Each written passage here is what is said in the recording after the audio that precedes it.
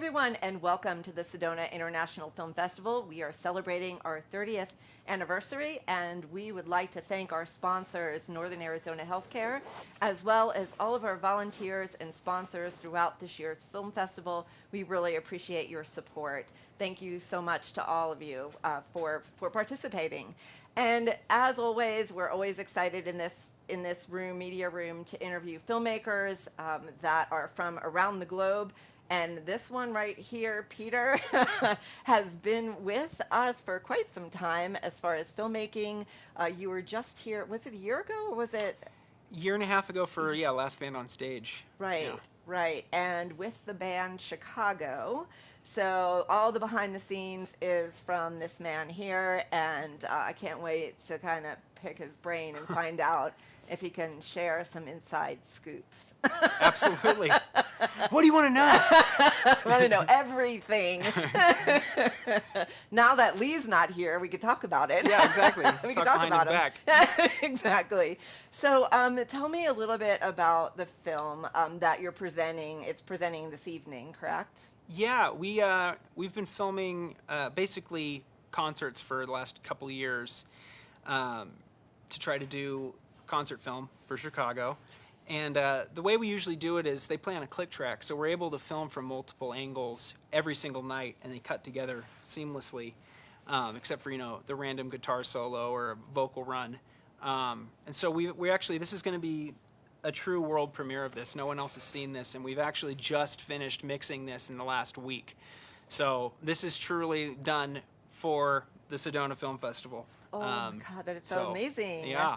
Well, congratulations for getting it all together, because I know what that's, I know what that's like.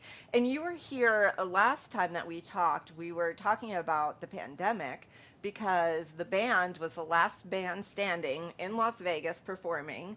And then they basically, that was it for almost a year, right? Year and a half. Yeah, they were in Las Vegas, where actually I came from the same theater to here yesterday.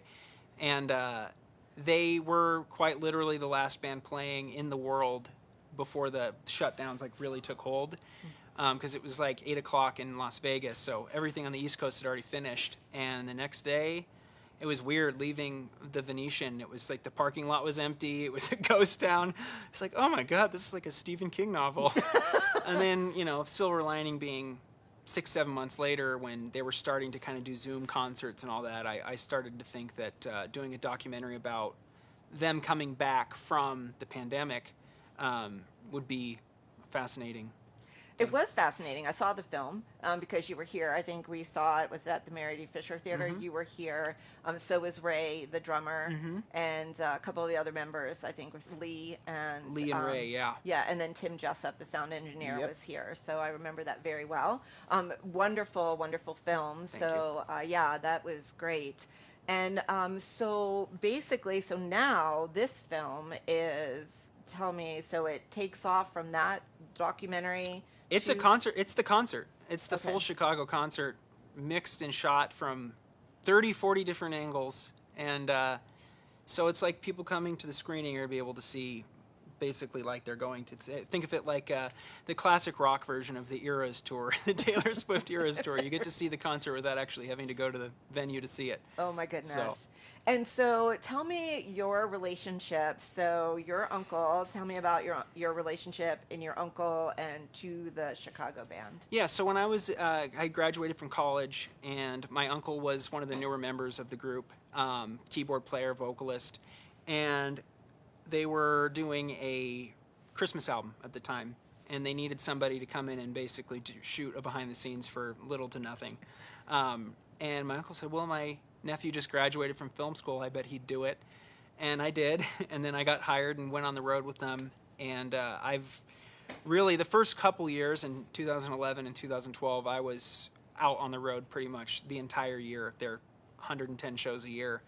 And now cut to 13, 14 years later, and I'm not going out quite as much, but I'm handling all of their media stuff, making videos and concert films and documentaries that we make, and they're still doing 120 plus shows a year, and I go to some of them. Yeah. Well, I think I read somewhere, or maybe I even interviewed you at the last time you were here. I think I said something like, "How do you keep up with them?" Like, I don't. Well, Lee was playing in Las Vegas 2 nights ago, and then went to Los Angeles last night to play. Now he's on a plane to come here to do the Q&A tonight, and then tomorrow he's getting on a plane again and going back on the road to Las Vegas. So I'm 37 and he's in his 70s, and I am dying when I'm on the road, and they're just like, oh yeah, whatever. you know what his secret is? I'm going to tell you. It's going to Disneyland. Yeah, he goes to Disneyland every year for his birthday, yeah, and takes his whole family. So that's his secret. It is. It's a secret. I Just think fits that's how it all he just into- like, yeah. keeps up and gets I'm that off the energy road for a week. Let's go. It's nonstop. Well, we do have a clip of the film, so let's take a look at that and we can chat some more. Great.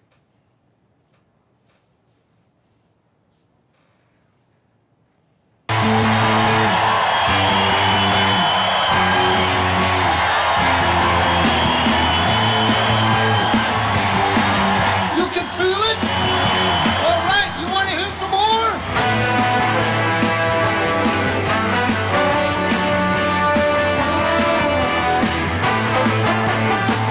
We had the great joy of putting smiles on faces all these years and staying out of jail.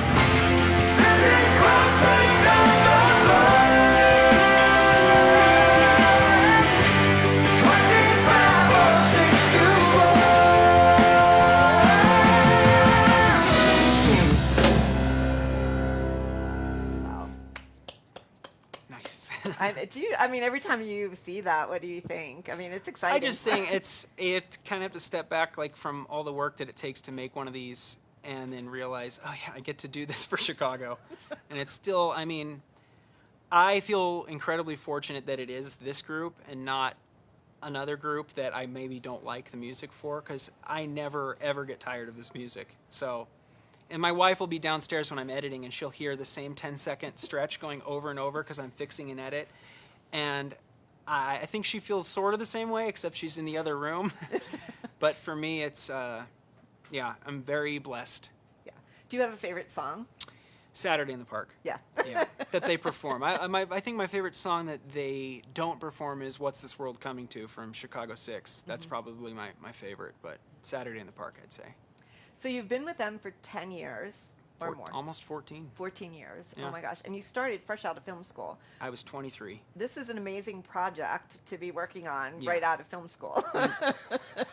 I don't know how. I have Lee and I mean all of them to thank, but Lee and Peter Chivarelli. I mean, they're the two guys who've been behind me and putting me out there this whole time. I mean, along with the other original members who were in the group, and I just going out for those. It was like you have moments in your life that you look back on and you think, oh man, that was like the best time of my life. But that was the best time of my life, and I knew it as it was happening.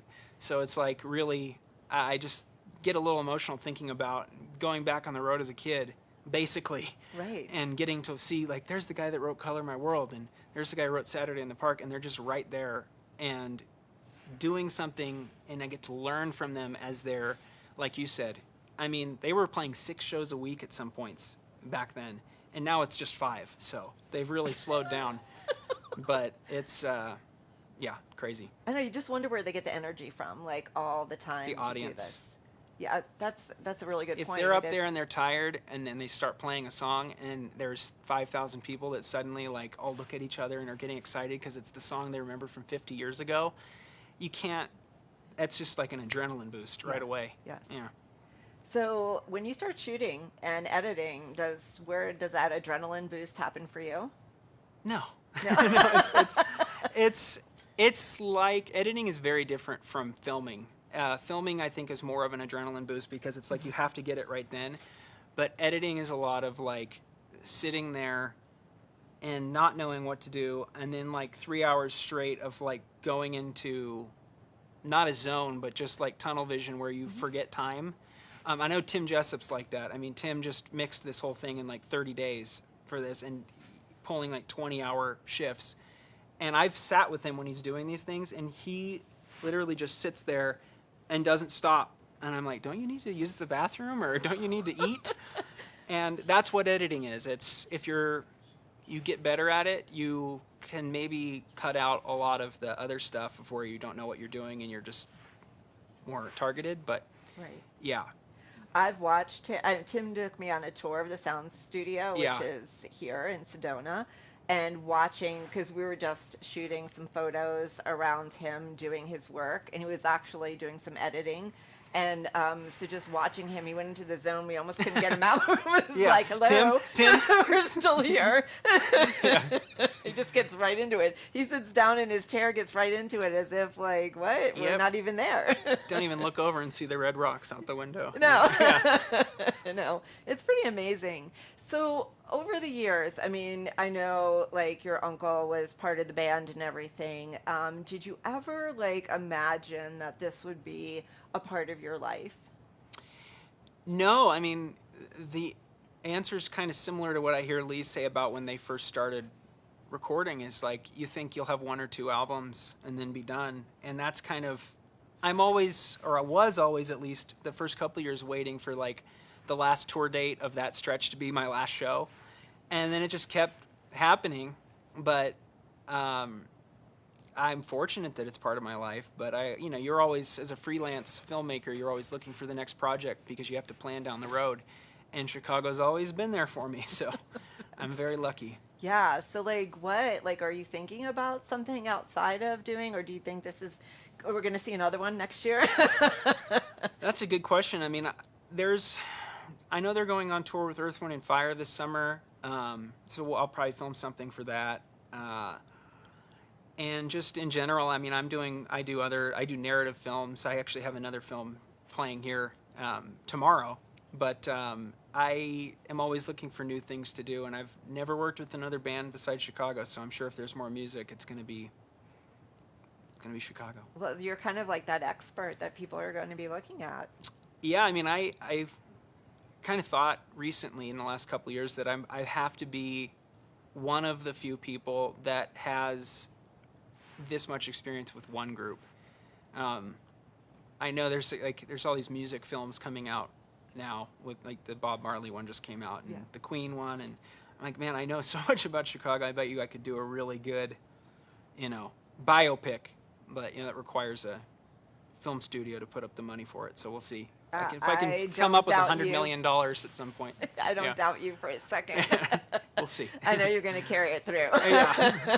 What's your other film in the film festival? It's called Man Goes on Rant, and it's a narrative film. And it's basically about a guy who is trying to understand why a long-term relationship, failed by looking at U.S. history for the last 20 years, which is as long as his relationship lasted. So he tries to kind of understand why his life's failing by looking at specific events in U.S. history that happened at the same time as like an argument that he had. So yeah, that's a passion project for me as well. I mean, Chicago's always a passion project, and everything I do is a passion project. So Wow. I hope people will come out for that one too, which is tomorrow at 1:10, and then the first at 4:10. That's awesome. Yeah. That's really awesome. So where did the whole concept from that film come about? Well, during the pandemic, I was trying to figure out something to do, because I have to make something, but there's no crews and you can't go anywhere and do anything, especially living in Los Angeles where I was. And I thought of, what if I could do a documentary with no money? And I just took like found footage online, like YouTube, movie clips, news clips from the last 20 years, and put a chronological order from like Y2K all the way to the COVID shutdown. What if there was a story in there that we as Americans don't see because it's always happening around us all the time? And so I actually made like a full feature-length film that was just archival footage. And at a certain point, I put it into film festivals, and it didn't really do much. And I thought, well, what if I made a narrative about a guy making that? And that's where Man Goes on Rant comes in. So it does feature documentary elements, but it's about a guy making it during the pandemic. So Awesome. And I've Yeah. got one last question I want to ask you, just because the amount of footage that needs to be shot for a film like this, and doing a concert, how many camera operators did you have? And then how much did you actually have to go through to put it all together? So we only actually had 3 camera operators. We had 3, and we shot 3 shows initially. So we had like 9 angles. And then we had a couple stationary cameras, so no camera operators. And most of it's from one show. So you actually are seeing mostly one show in this. But then there was a lineup change where a bass player left the group. And we had to go back out and shoot the new bass player.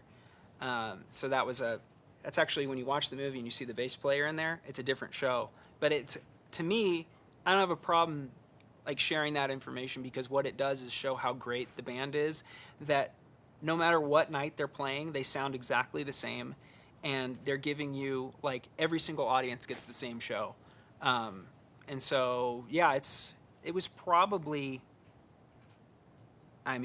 50 or 60 hours of concert film. Wow. But yeah, Wow. And so the world premiere is tonight yes, it is. at the Sedona Performing Arts Center. Actually, I think it's sold out, if I'm not mistaken. It's the last I saw. Yeah. Yeah. Yeah. So good luck getting in. Right. But anyway, I want to thank you so much for being with us. Thank you. Thank you. I'm very, very excited for you and your career, and I love following you. So thank you for keep coming back to Sedona. It's really nice to have you Absolutely. back here. It's like a Yes. second home. It is. Yeah. It is. All right. Well, don't forget. Yeah, you're not going to be able to get in tonight anyway. But tonight is the world premiere of Chicago Live. And we're going to wrap up this interview here, and stay tuned because we'll be back for more in just a few minutes. But if you're following us on Facebook, don't forget it's #SIF30. We'll be back with more after this. For you, Angelo.